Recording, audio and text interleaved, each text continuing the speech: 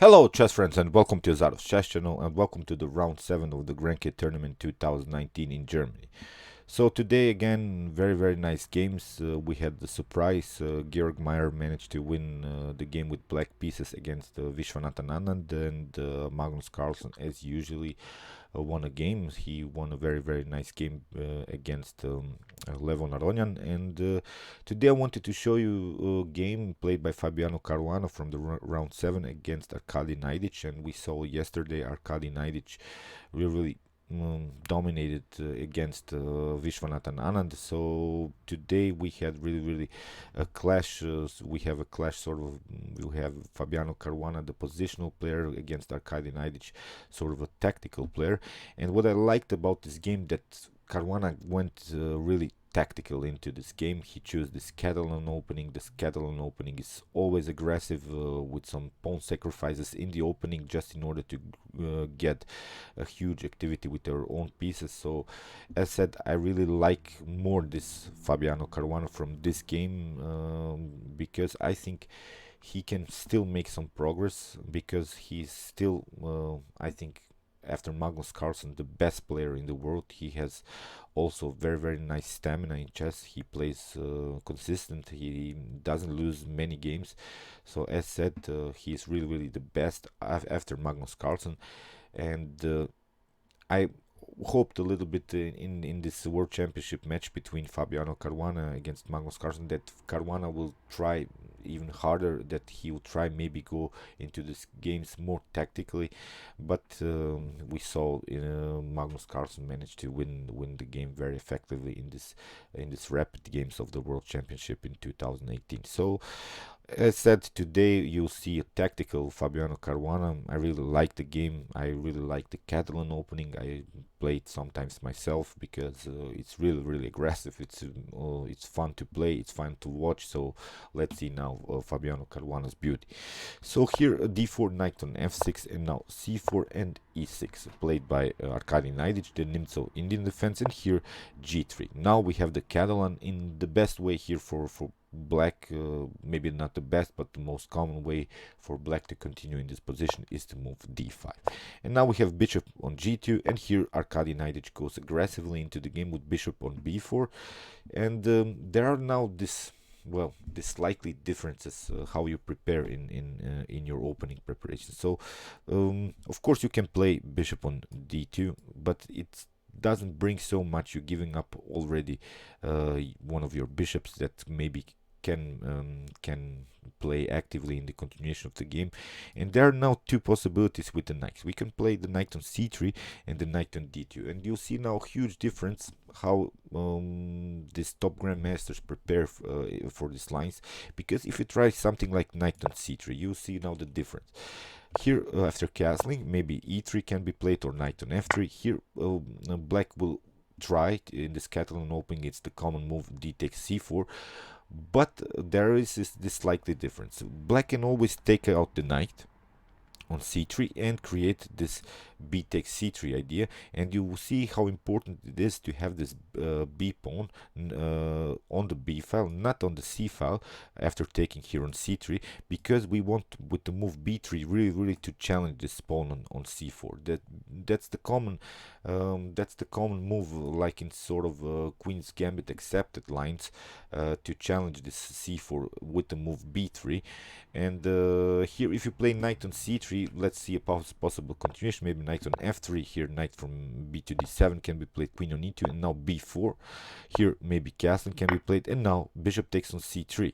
Maybe knight on e5 can be played, but okay, knight on d5 getting into this diagonal. Of course the rook was attacked, and now you see b takes c3 can be played, but now white doesn't have this b pawn anymore, and we cannot challenge anymore this c4 pawn. So the position is a little bit fixed here, although white has always the possibility maybe to push the pawn forward. Of course this c2 has to be protected. Also black has to go out of this diagonal.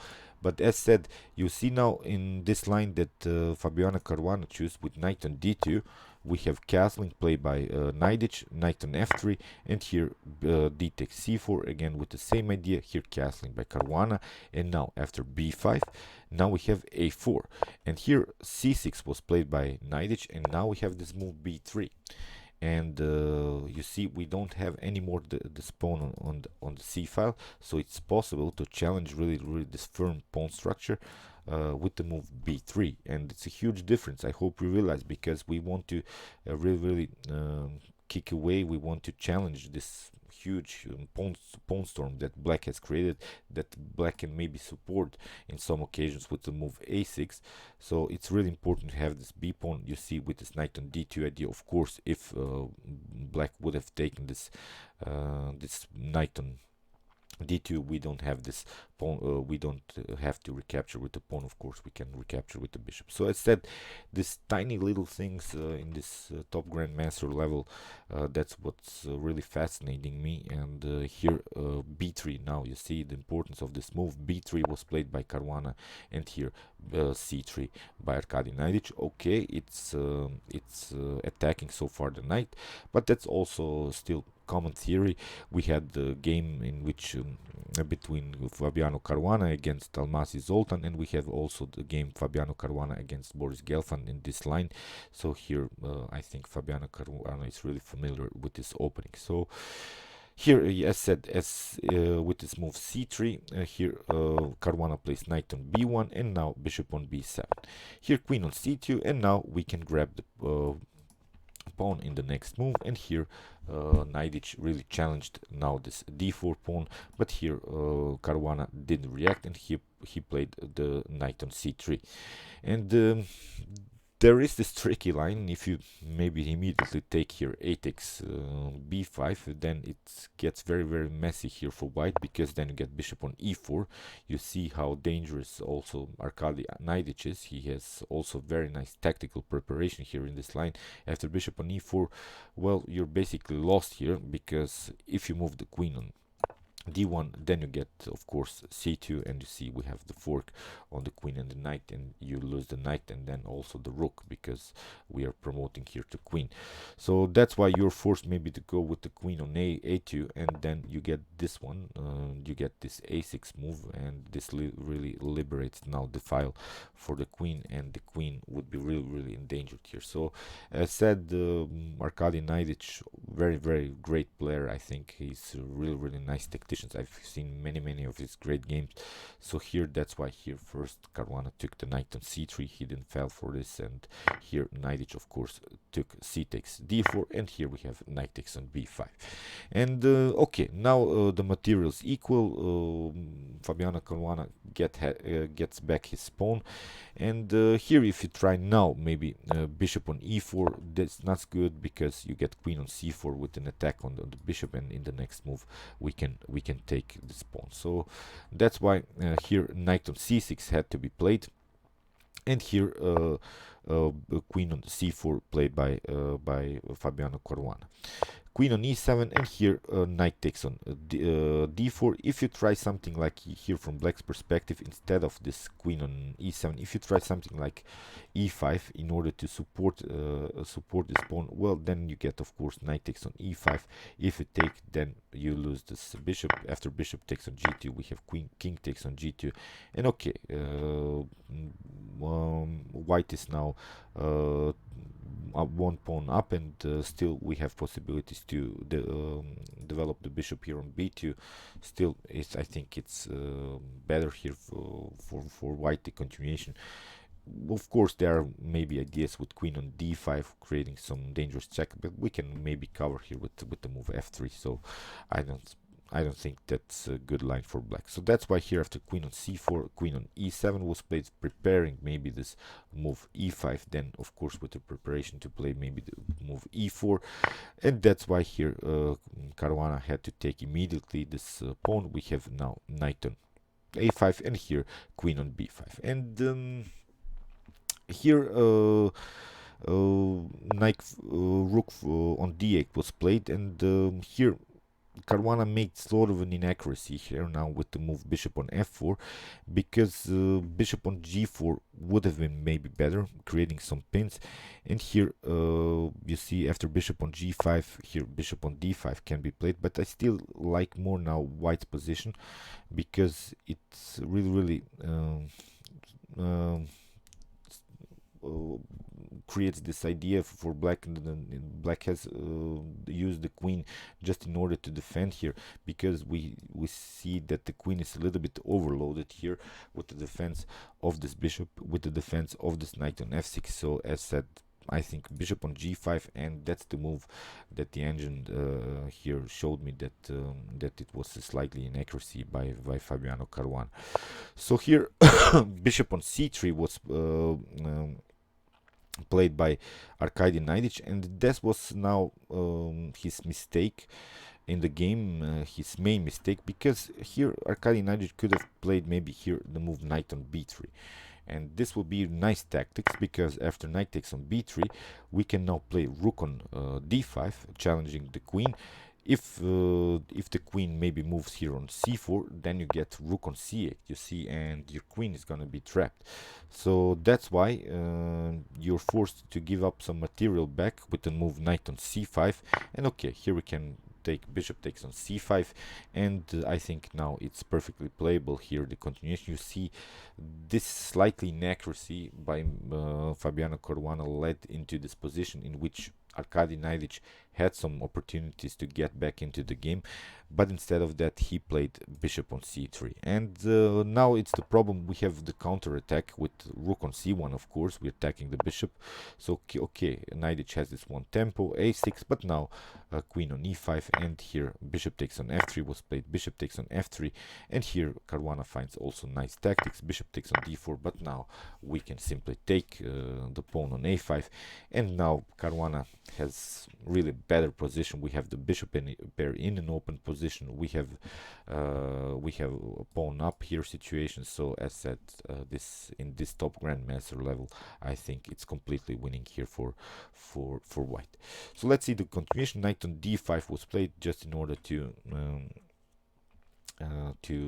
really close this very annoying diagonal here by the slice square bishop. But here Caruana plays actively and accurate with bishop on c7, at least creating sort of a counter attack.